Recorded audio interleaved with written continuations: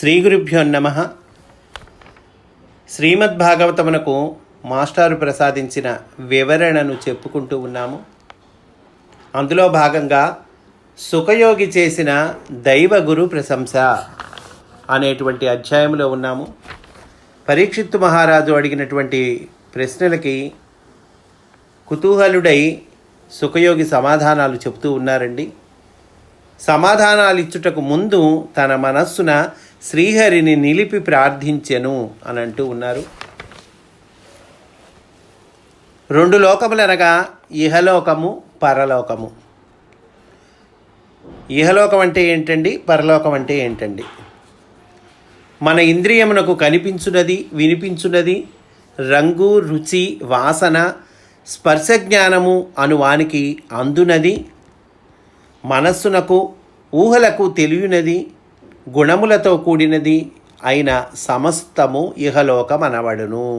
అదండి ఇహలోకం అంటే ఏంటంటే, ఈ భౌతికమైనటువంటి పదార్థం మనకు కనిపిస్తూ ఉంది కదండి, కనిపించేది, వినిపించేది, రంగు, రుచి, వాసన, స్పర్శ జ్ఞానం అనే వాటికి అందేటువంటిది. మనస్సుకి ఊహలకి తెలిసేది కూడా, మనస్సుకి ఊహలకి తెలిసేది ఏదైతే ఉందో అది కూడా ఇహలోకమే. గుణములతో కూడినది, సత్వరజస్తమో గుణాలతో కూడినటువంటిది. ఇవన్నీ కూడా మనం ఇహలోకము అని అంటాం. మొత్తం ఇందులోకి వస్తాయి ఇహలోకంలోకి.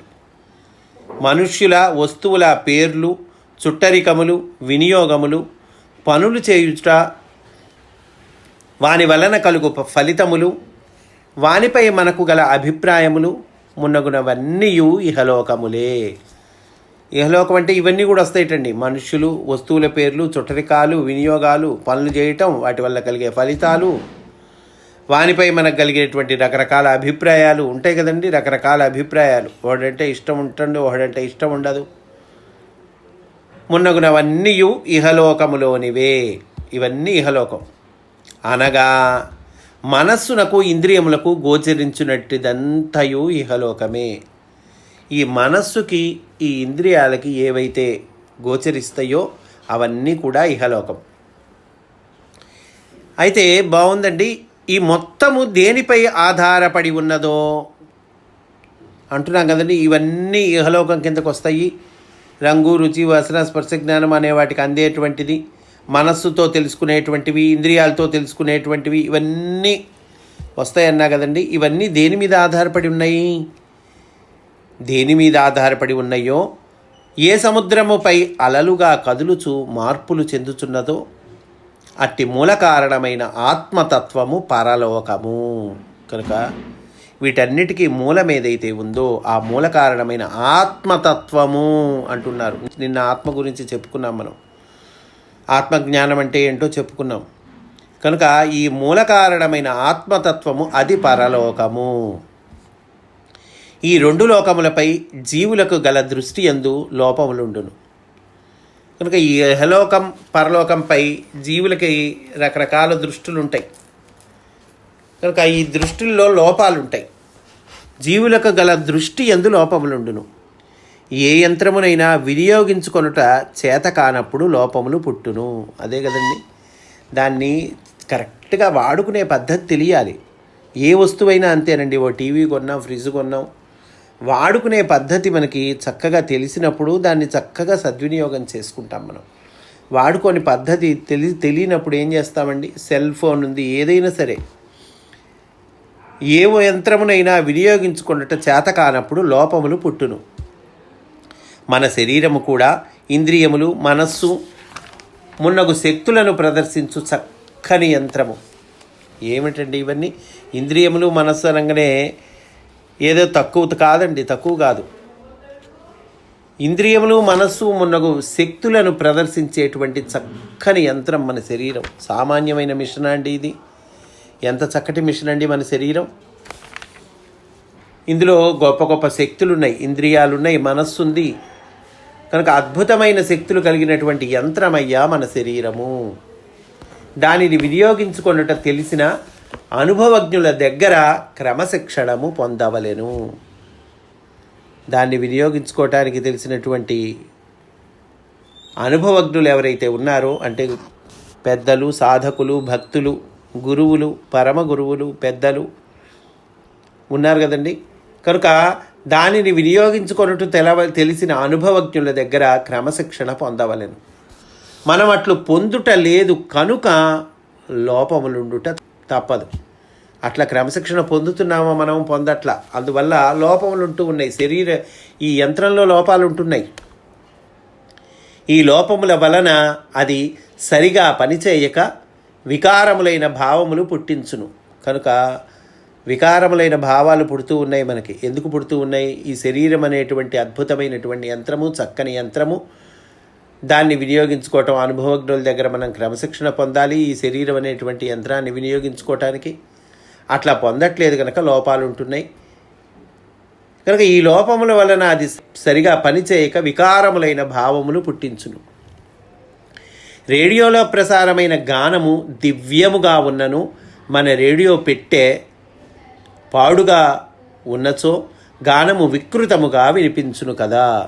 మాస్టారి ఉదాహరణలు ఇంకా మనకి ఆ కాన్సెప్ట్ అర్థం కాకపోవటం అంటూ ఉండదండి. మాస్టారి ఉదాహరణ కనుక చెప్పుకుంటే ఇంకా ఆ కాన్సెప్ట్ చక్కగా అర్థమవుతుంది మనకి. కనుక ఏమంటున్నారు మాస్టారు? రేడియో ఉందండి, రేడియో పెట్టే ఉంది. అది పూర్వకాలం చక్కగా రేడియోలు వాడుకునేవాళ్ళు. కనుక ఈ రేడియో పెట్టెలో లోపల చక్కటి గానమో, త్యాగరాజ కృతో, అన్నమాచార్య కీర్తనో ఏదో లోపల ఎవరో మహానుభావుడు పాడాడు, వినిపిస్తూ ఉంటుంది. అతను పాడటం చక్కగానే పాడాడు ఆ లోపల. కాకపోతే ఇందులో ఏమైనా రిపేర్ ఉందనుకోండి, రిపేరో లోపమో సరిగా ప్రసారం కాకపోవటమో ఏదో ప్రాబ్లం ఉందనుకోండి ఆ రేడియోలో, ఏమవుతుంది? రేడియోలో ప్రసారమైన గానము దివ్యముగా ఉన్నను, పాపం పాడే మహానుభావుడు చక్కగా పాడాడు, చక్కగా సంగీతం తెలిసినవాడు బాగా పాడాడు, చక్కటి గొంతు, వినసొంపైన గొంతు ఉంది ఆయనకి, పాడాడు. కానీ రేడియోలో ప్రసారమైన గానము దివ్యముగా ఉన్నను మన రేడియో పెట్టే పాడుగా ఉన్నచో గానము వికృతముగా వినిపించును కదా. రేడియోలో ఏమన్నా రిపేర్ ఉందనుకోండి, ఆ గానము వికృతంగా వినిపిస్తుంది. అట్లాగే మన యంత్రమునందలి అన్నమయ, ప్రాణమయ, మనోమయ, విజ్ఞానమయ కోశములు దోషభూయిష్టములై ఉన్నచో ఆనందమయ కోశము కూడా విఘ్నమయముగా, సుఖదుఖమయముగా అనుభూతమగును. కనుక లోపల ఆనందమయ కోశం ఉంది. ఇవన్నీ పొరలండి. పై పొర ఏంటి? అన్నమయ కోశం. దాని తర్వాత లోపల పొర ఏంటి? ప్రాణమయ కోశం. ఆ తర్వాత లోపల పొర ఏంటి? మనోమయ కోశం. ఇంకా లోపల ఉన్న పొర ఏంటి? విజ్ఞానమయ కోశము. ఇవి దోషభూయిష్టాలైన ఈ కోశాలన్నీ దోషభూయిష్టమైందనుకోండి, అన్నిటికన్నా లోపల ఉన్నటువంటి ఆనందమయ కోశము అది కూడా ఏమవుతుంది? విఘ్నమయముగా, సుఖదుఖమయముగా అనుభూతమగును అంటూ ఉన్నారు. ఆనందమయ కోశము ఎప్పుడు దివ్యంగానే ఉంటుంది, చక్కగానే ఉంటుంది. కానీ అది కూడా లోపభూయిష్టంగా మనకు అనుభూతమవుతుంది. ఎందుకని? ఈ పై ఉన్నటువంటి కోశాలన్నీ కూడా లోపభూయిష్టమైనప్పుడు ఈ ఆనందమయ కోశం కూడా లోపభూయిష్టంగా మనకి అనుభూతమవుతుంది అంటున్నారు. అనుభూతమగును. సర్వాంతర్యామి స్మరణము, వానికి ఆత్మార్పణము చేయుట, వానికి అర్పితములుగా సత్కర్మలాచరించుట, వీని వలన ఇహపర లోకముల బంధములు తొలగిపోయి శ్రమలేని నిరంతరమైన ఆనందానుభూతి కలుగును. కనుక చేయవలసింది ఏంటండి? సర్వాంతర్యామి స్మరణము. అంతటా నిండి ఉన్నవాడు భగవంతుడు, అందరిలో నిండి ఉన్నవాడు భగవంతుడు. కనుక సర్వాంతర్యామి స్మరణము, ఆయనకి ఆత్మార్పణము చేయుట, ఆయనకి శరణాగతి చెందాలి, సమర్పణం చెందాలి. మనకు ఆయనకి ఆత్మార్పణము చేయుట, వానికి అర్పితములుగా సత్కర్మలు ఆచరించుట, మంచి పనులు చేయాలి. పరోపకారము, నలుగురికి సహాయం చేయటము, డిస్పెన్సరీ సర్వీసు, నారాయణ సేవ, ఇట్లాంటి మంచి పనులు చేస్తూ ఏమవుతుంది? వీని వలన ఇహపరలోకముల బంధములు తొలగిపోయి, కనుక సర్వాంతర్యామి స్మరణము, వానికి ఆత్మార్పణం చేయుట, వానికి అర్పితముగా సత్కర్మలు ఆచరించుట, వీని వలన ఇహపరలోకముల బంధములు తొలగిపోయి శ్రమలేని నిరంతరమైన ఆనందానుభూతి కలుగును. చక్కటి ఆనందాన్ని, శ్రమలేని నిరంతరమైన ఆనందానుభూతి కలుగుతుందటండి. మొదట సృష్టికర్త అయిన చతుర్ముఖ బ్రహ్మ ఇట్లు ఆత్మసమర్పణము చేసి ప్రపన్నుడయ్యను. కనుకనే ఈ మహాసృష్టినంతటిని నిర్వహించుటలో శ్రమలేక కౌశలముతో నిపుణతతో నిష్కామ కర్మయోగముగా నడుపుచున్నాడు. మనం ఆత్మార్పణం చేయటం కాదండి, బ్రహ్మగారే చేశారట.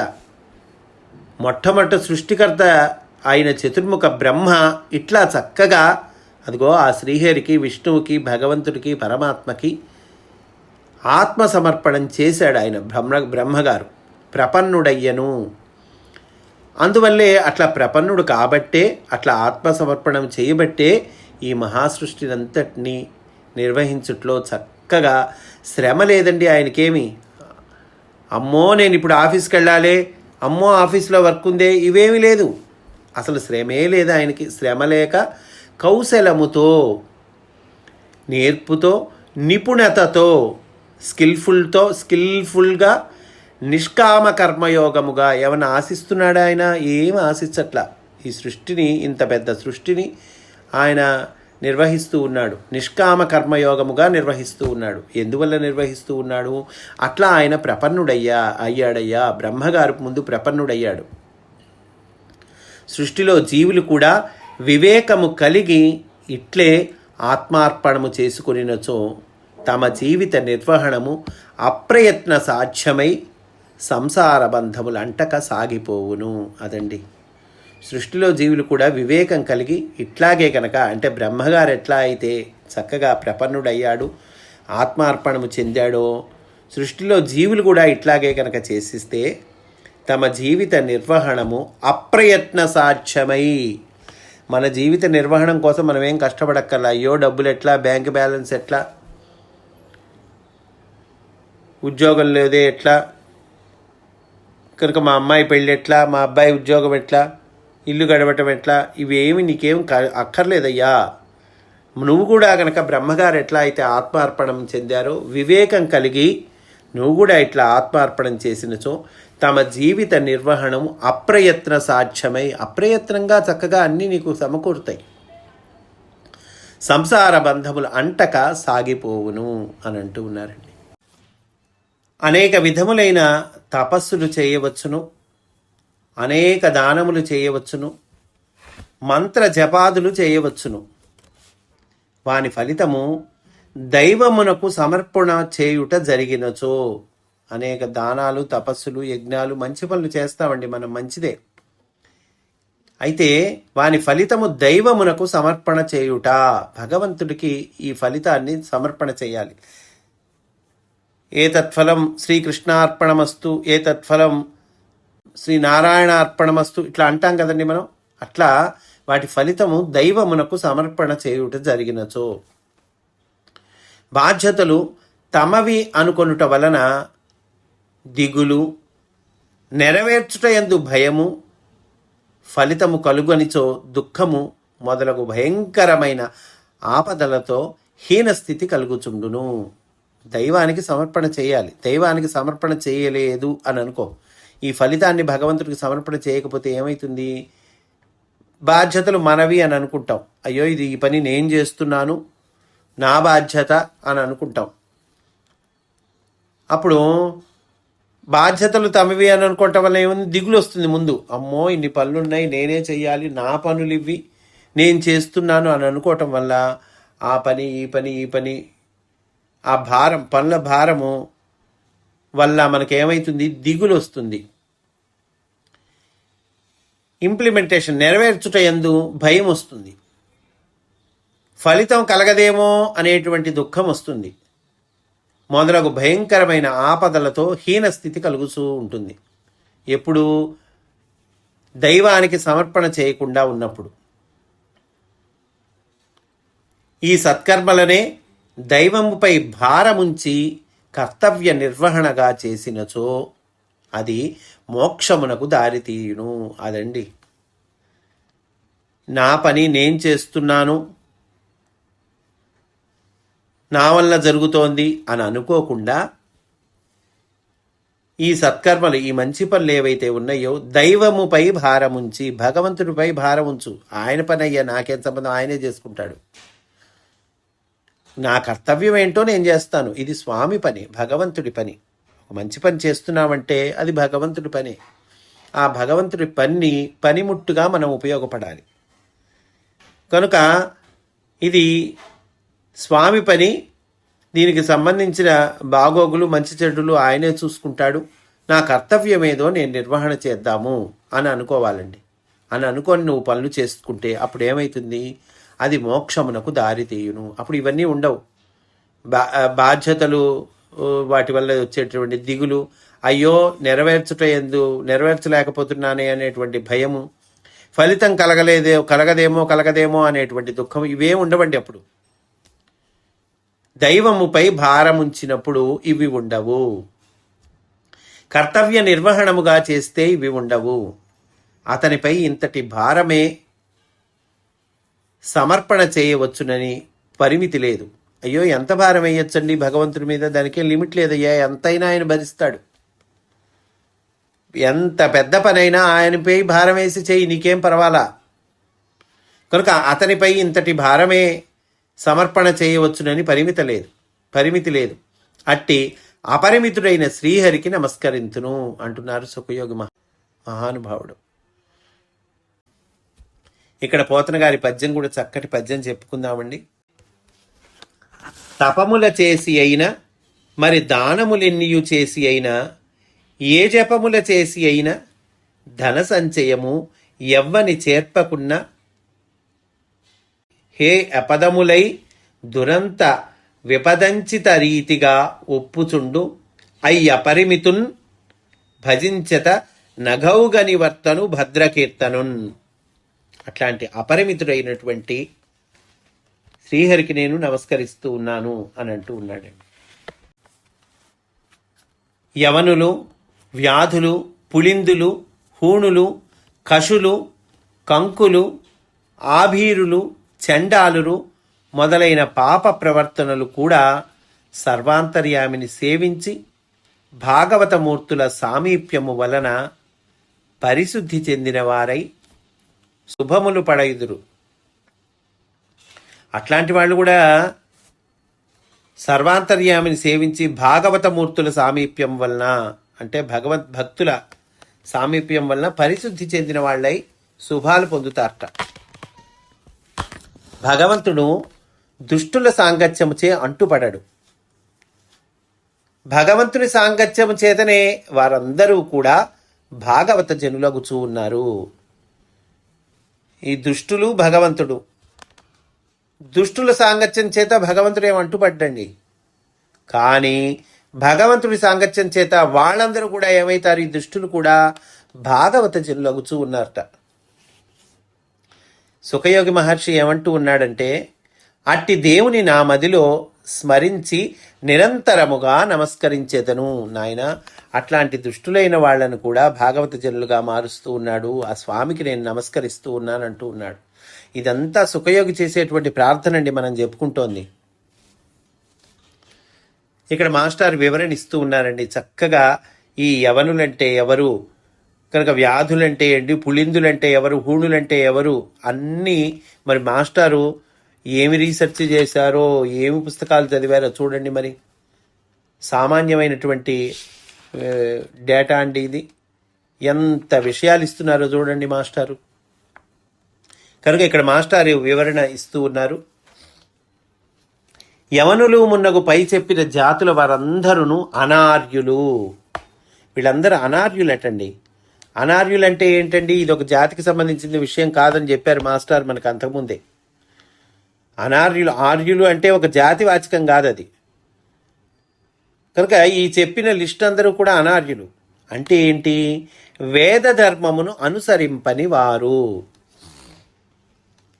వేద ధర్మాన్ని అనుసరించే వాళ్ళని ఆర్యులు అంటాం. వేద ధర్మాన్ని అనుసరింపని వాళ్ళు ఎవరు ఉన్నారో వాళ్ళు అనార్యులు. ఎవరు వీళ్ళు?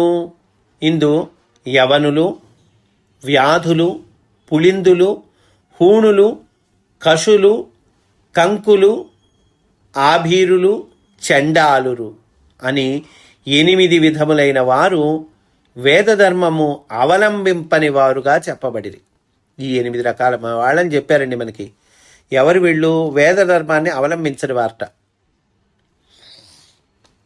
అంటే వేద ధర్మం ప్రకారం వెళ్ళేటువంటి వాళ్ళు కాదు వీళ్ళు. ఇందు యవనులు యునాన్ అను ప్రాంతము వారు.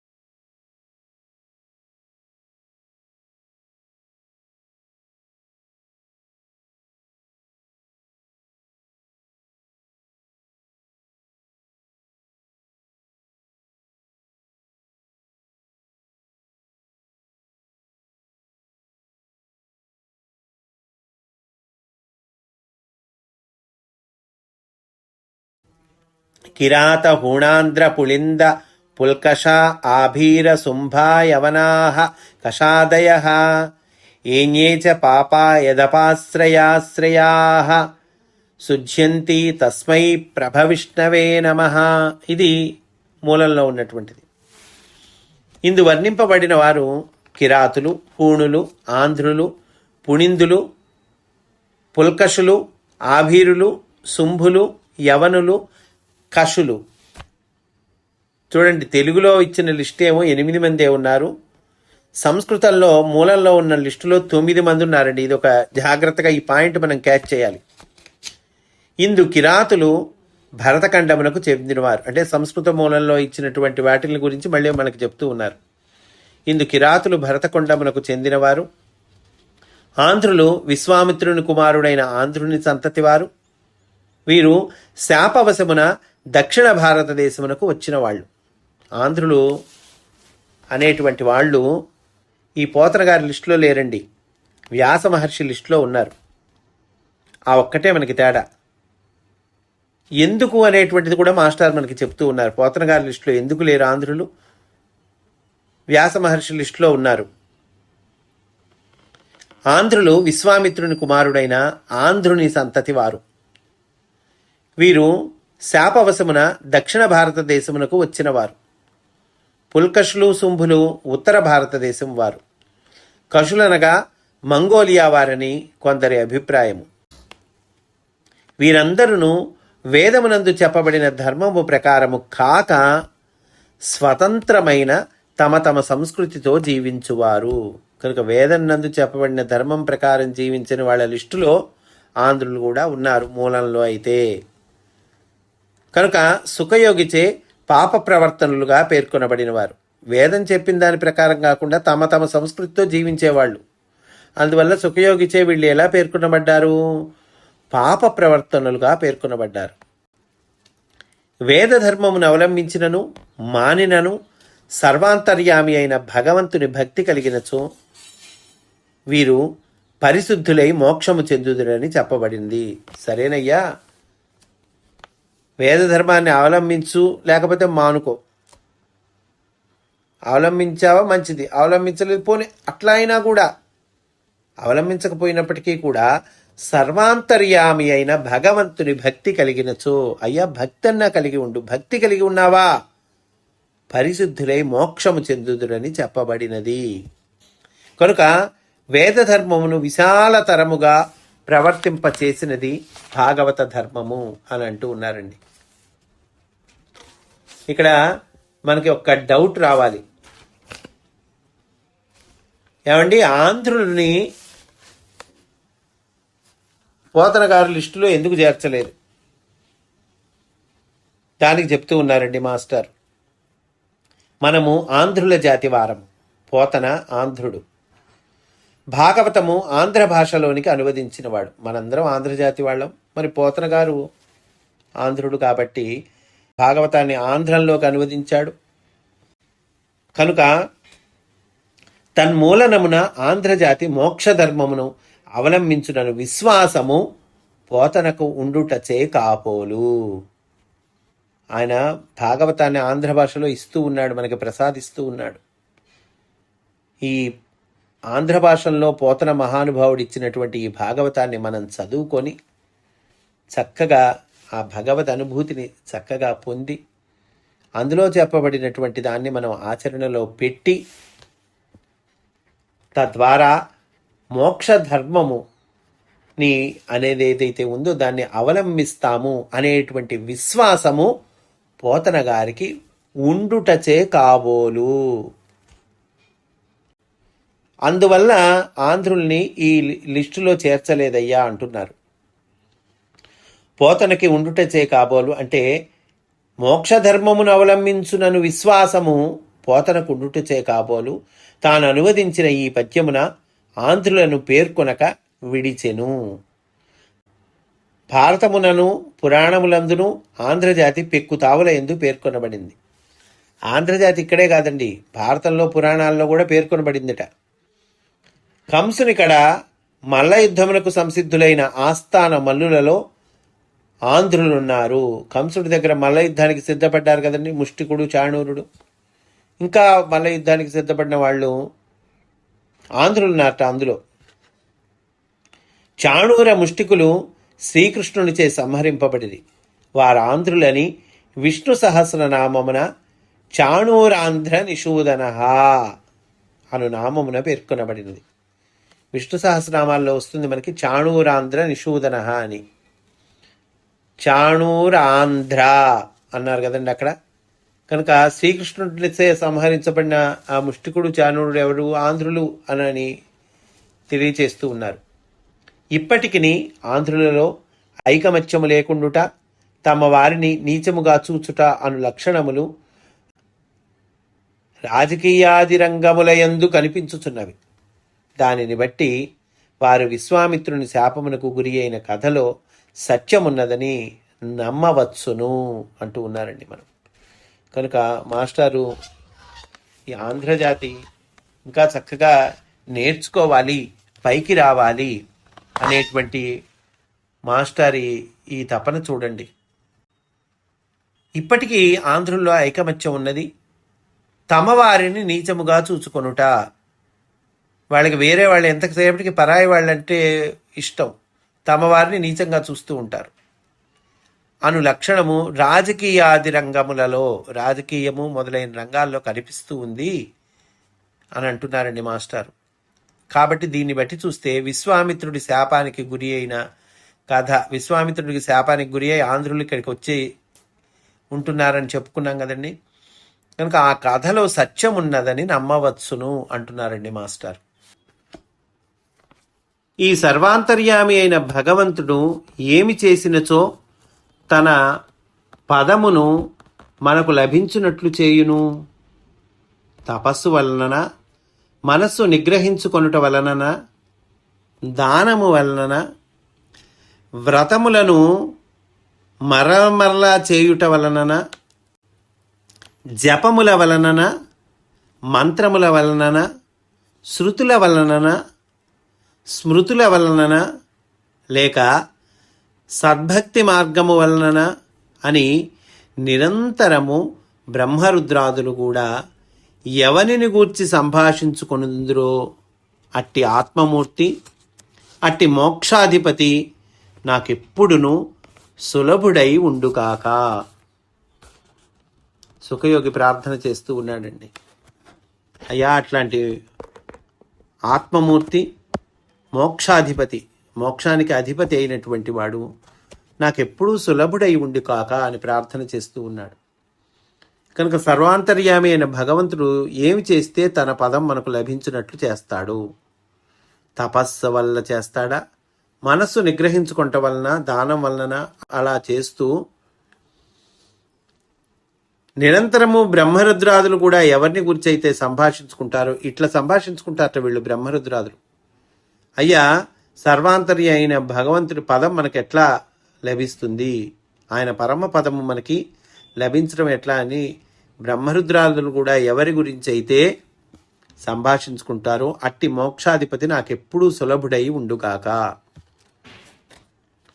ఇక్కడ మాస్టర్ చెప్తూ ఉన్నారండి, బ్రహ్మ, రుద్రుడు మున్నగు మూర్తులు సృష్టి లయాదులను నిర్వహించుటకు ఏర్పడిన ప్రత్యేక వ్యక్తిత్వము కల మూర్తులు.